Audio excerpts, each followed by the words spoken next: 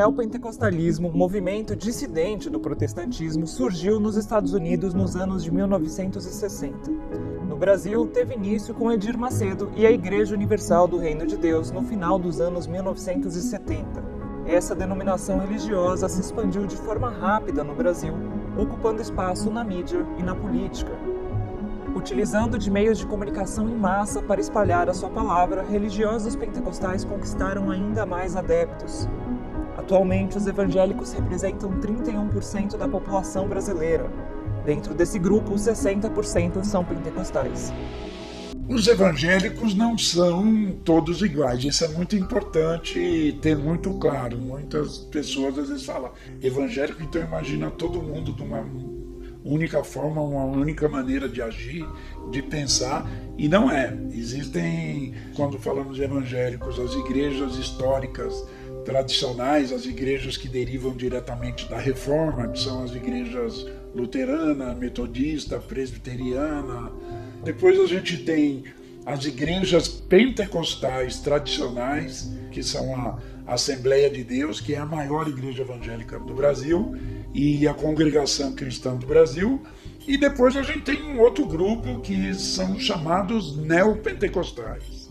É super importante a gente pensar que essa ideia de evangélico é uma categoria que não foi sempre como é hoje. A palavra evangélico emerge de uma relação com os movimentos que aconteceu no século XIX, nos Estados Unidos e mesmo na Inglaterra, que vai fazer com que dentro do protestantismo surjam movimentos que pensassem estratégias de evangelização. Considerando que a gente está falando do Brasil, que necessariamente o protestantismo vem não dentro do movimento missionário, né? Os primeiros protestantes que chegam aqui chegam por conta dos processos políticos de embranquecimento da nação, né? Então vem os europeus, vem os norte-americanos da Guerra da Secessão, então tem toda uma questão racial e racista, né, que necessariamente traz o protestantismo para o Brasil, mas quando ali, né, no final do século XIX, início do século XX, chegam esses missionários e essas missionárias desse revivalismo, que já era pentecostal, a ideia de evangélico, a ideia de evangelizar outras pessoas é fundamental. A Igreja Universal faz parte da chamada terceira onda do movimento neopentecostal no Brasil. Essa nova vertente enfatiza os processos de cura e milagres e tem como principal característica a identificação com a teologia da prosperidade, que condiciona o fracasso e a pobreza à falta de fé do indivíduo, ignorando o contexto socioeconômico local. E a grosso modo, é uma doutrina que diz que o fiel, quanto mais sacrifício ele fizer, mais ele vai ser beneficiado. Quanto ele mais der, mais ele vai ganhar. Quanto mais dinheiro você doar, mais você vai receber e vai mudar a sua vida. Então é uma tese de que a riqueza é um bem, é uma bênção de Deus, né? Ao contrário do que algumas outras igrejas até apregoam, que na verdade você tem que agir corretamente para depois ganhar o reino dos céus. Então eles pregam o reino dos céus aqui na própria terra, né? A teologia da prosperidade, ela começa ali nos Estados Unidos, né, para variar. Todas essas coisas, na maioria delas são coisas muito trazidas dos Estados Unidos, ali nos anos 50, e ela tem uma configuração muito específica, que é essa ideia de confissão positiva. A pessoa crente, para ela alcançar determinada coisa, ela tem que ficar repetindo que ela vai ter aquela coisa. A teologia da prosperidade, então, eu acho que ela é super voltada para essa materialização, né? Para essa coisa dos bens materiais, mas não só. Os bens materiais, eles estão na chave dessa coisa que realmente indica e faz você entender se a pessoa realmente é filha de Deus ou não. E eu não estou aqui querendo passar pano para a Igreja Universal, porque eles pedem mesmo muito dinheiro. Essas igrejas chamadas por alguns de neopentecostais, identificadas com a teologia da prosperidade, elas têm, de uma certa forma, uma maior avidez assim, na arrecadação do dízimo, da oferta, e costumam causar muita polêmica e receberem muitas críticas por conta dessa forma de atuação, né? É muito comum ver fiéis doar até o carro, o apartamento, e ouvirmos também manifestações de pastores durante a pregação, incentivar o fiel a doar o seu carro e voltar a pé para casa, a entregar o dinheiro da passagem do ônibus que ele tem. Então havia um ex-bispo da Igreja Universal que saiu há pouco tempo, que dizia que se você, na pregação, se você entregar o seu carro aqui e ir embora, depois você vai ganhar uma Lamborghini. Então são procedimentos, no mínimo, polêmicos, né?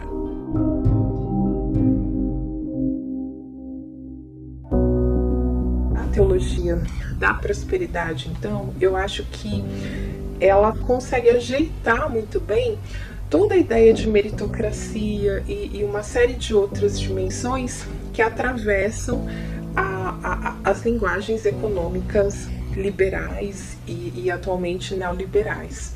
Você vive num sistema econômico que é capitalista, neoliberal. E quando você é jogado para dentro desse sistema, né, a igreja chega ali oferecendo uma visão de mundo onde só depende da própria pessoa a saída daquela condição de miséria. Você não ataca as condições de produção das desigualdades. Você fala para a pessoa o seguinte: se você se tornar um empreendedor, se você tiver muito foco, tiver muita determinação, estabelecer um objetivo certo e correr atrás dele, você vai prosperar na vida. É uma forma de você salvar você e a sua família de uma situação de pobreza. A teologia da prosperidade, então, tenta inserir nessa configuração econômica quem estava muito à margem dessa configuração econômica. Nas minhas pesquisas, necessariamente, eu acho que eu tentei demonstrar muito isso, né? Você não tem teologia da prosperidade se você não fizer uma gestão muito importante das posições de gênero, do modelo de família e, consequentemente, dos mecanismos de controle de natalidade. Por quê? Para você pensar necessariamente uma ascensão social das pessoas, você precisa que essas pessoas controlem fundamentalmente a quantidade de filhos que elas vão ter. O aborto, a vasectomia e a adoção já foram temas muito promovidos por Edir Macedo. O bispo aconselhava membros e pastores da Universal a não terem filhos para ser possível uma dedicação maior à pregação do Evangelho, como escreveu o próprio religioso em sua autobiografia. Por outro lado, a adoção era incentivada, principalmente para famílias estáveis financeiramente. O aborto era uma posição defendida antigamente por Edir Macedo, mas que não tinha a ver com a liberdade da mulher, né? Era mais uma defesa do combate à pobreza, né? Assim, é muito cruel falar isso, né? Às vezes é um pouco até difícil. Mas a questão é que, assim, ele defendia que a mulher fizesse um aborto se ela não tivesse condições de criar um filho, porque aí a vida daquela família ia se tornar uma grande miséria e o oposto da prosperidade que se prega, né? E atrapalhar o planejamento familiar. A vasectomia, sim, entra nesse bolo como forma de fazer planejamento familiar. A igreja é muito questionada, não só no Brasil, mas em muitos países onde ela se instalou, por conta da questão da vasectomia. É uma denúncia feita aqui no Brasil por dezenas de pastores que denunciam que foram obrigados a fazer a vasectomia. E muitos desses religiosos, depois que saem da instituição, eles fazem essa denúncia, alegam que foram prejudicados, impedidos de ter filhos e recorrem à justiça, e a justiça tem dado ganho de causa a alguns deles, ou a vários deles. E, em geral, a igreja nega que faz essa exigência, mas é um fato comum. 11 de cada 10 ex-integrantes da igreja fazem esse relato. Existem, de fato, alguns que dizem não ter sido obrigados a fazer a vasectomia, mas a maioria sim. E uma das razões, segundo esses ex-integrantes, era para que os pastores, os bispos e pastores, tivessem muito mais tempo para se dedicar à igreja, em vez de se dedicar à família, se dedicar aos estudos da criança. A mãe e o pai que tem que acompanhar estudos de uma criança, educação de uma criança, não conseguem ficar 20 horas por dia a serviço da igreja. Além do suporte espiritual, as igrejas também têm como finalidade conceder apoio social e cultural. Ao todo, a Universal tem mais de 20 programas sociais destinados aos fiéis, que contam com 257 mil voluntários no país. A IURD oferece desde cursos de orientação jurídica ou psicológica aos mais variados serviços, como corte de cabelo, manicure e até aulas de alongamento, sempre seguidos por oração.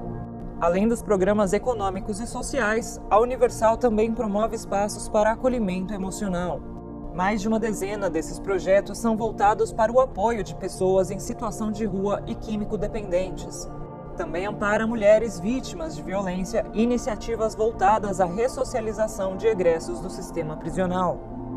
Esses projetos, então, eles são projetos que pensam muito a questão da formação. Por exemplo, em São Paulo, que é a sede mundial da Igreja Universal, a gente tem ali no Brás um prédio que fica atrás do Templo de Salomão e que é muito anterior ao Templo de Salomão, que é um prédio de 12 andares em que você tem muitos cursos profissionalizantes de estética, esses cursos que a gente pode pensar que remete muito aos cursos que se tem no Senai, por exemplo, cursos de secretariado, os cursos de técnico administrativo, cursos de língua.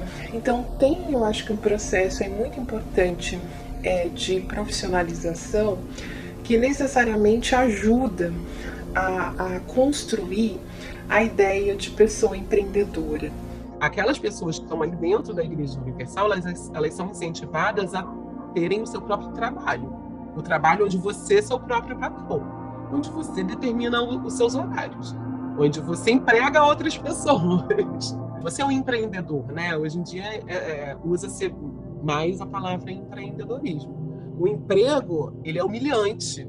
É uma visão, se você olha assim, os discursos do Edir Macedo sobre trabalho, emprego, ele é quase marxista. Você está quase acreditando ali que ele leu Marx, ele só para ali na questão do sistema econômico, da estrutura. Mas o emprego, ele é visto como uma humilhação, né? Porque você vai estar sempre servindo aos interesses de outra pessoa. E nesse processo, o que vai acontecer? Deus vai te ajudar, né? Então, assim, essa conexão com a igreja ela é feita a todo momento de que você não pode se afastar da igreja. Se você consegue abrir o seu próprio negócio, você tem que continuar ali, porque senão o demônio vai continuar te tentando, você pode perder tudo. E aí esse estímulo de permanência dentro da igreja, ele é feito constantemente. A igreja atua onde? A igreja atua na formação, no treinamento e na rede. Porque você constrói também necessariamente uma rede significativa de pessoas que vão começar a frequentar aquele negócio, que vão dar visibilidade para aquele negócio. Então, tem uma rede muito importante que vai fazer com que necessariamente essas pessoas consigam, de fato, abrir o seu próprio negócio. Um outro projeto que eu acompanhei bastante também, que são os projetos de assistência a mulheres em situação de violência. Totalmente relacionado à Lei Maria da Penha, que coloca advogadas, assistentes sociais, psicólogas, e que necessariamente estão nesse processo de realmente fazer com que essa mulher que sofre violência saia desse relacionamento, denuncie e que ela encontre nesses projetos de formação uma maneira de ter a sua autonomia econômica.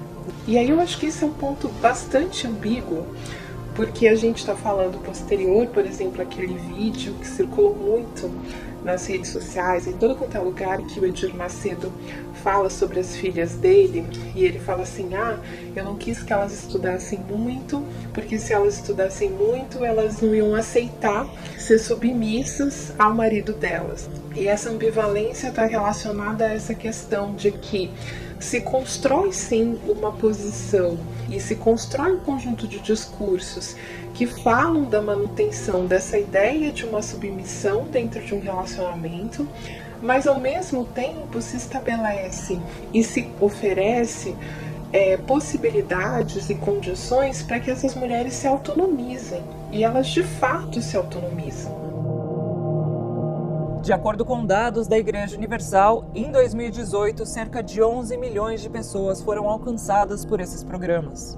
Apenas no período da pandemia, 4 projetos foram lançados, expandindo a sua atuação em meio à crise econômica e à vulnerabilidade social, ocupando espaços negligenciados pelo poder público.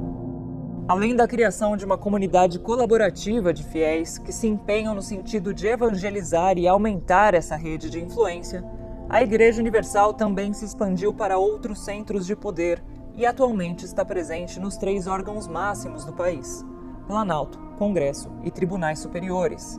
Esse é o tema do próximo episódio dessa série.